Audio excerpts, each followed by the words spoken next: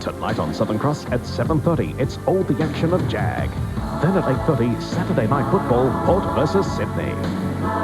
Everyone's on Southern Cross.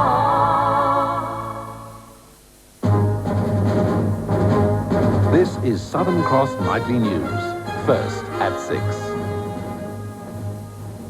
Tonight, banks under fire over new charges. Labor maps out its Tasmanian vision.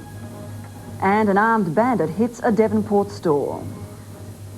Good evening, I'm Cassy O'Connor. Bank customers are being hit by a controversial round of fee increases. Consumer groups say it's a greedy grab by banks already enjoying billion-dollar profits.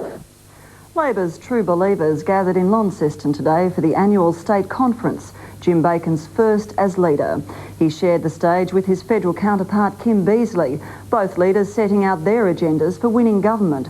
Delegates heard reform of Tasmania's parliament tops the priority list for this term in opposition, Jim Bacon pushing for a referendum by the end of the year.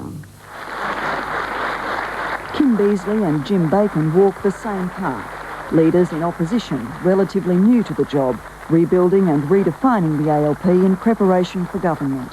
Jim Bacon's first address to delegates as leader was about putting people first, a referendum on parliamentary reform topping the agenda. We believe there is an overwhelming and irresistible demand by the people of Tasmania for a reduction in the number of state politicians. With news 10,000 people have left the state in the past 5 years, the Labor leader took aim at 6 years of Liberal government. For nearly 6 years, the government in Tasmania has lied through its teeth to the Tasmanian people. You've all heard them, how the economy is picking up. There's a major new development just around the corner. The answer, he said, is not in the sale of public assets such as the hydro or blind faith in high-tech solutions. He cast doubt on the rosy picture the government paints of Canada's New Brunswick success story.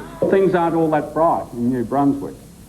Seasonally adjusted, their unemployment rate is 13.5%. In a speech setting out a framework and thin on detail, Jim Bacon said it's all about self-reliance and putting people first. Kim Beazley then lamented a state crippled by Conservative policy. No part of Australia has suffered more, with the possible exception of regional Queensland, from the election of this government than has Tasmania. A federal Labor government, he said, would enshrine the freight equalisation scheme in law and boost airport infrastructure to increase freight traffic, so growing the state's share of fresh produce markets interstate and overseas. No pie-in-the-sky schemes build on strength. The state ALP, meanwhile, will concentrate on parliamentary reform.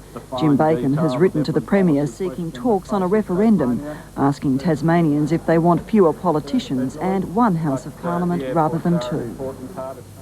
A gunman who terrorised staff and customers at a Devonport store during an armed robbery late yesterday is still at large.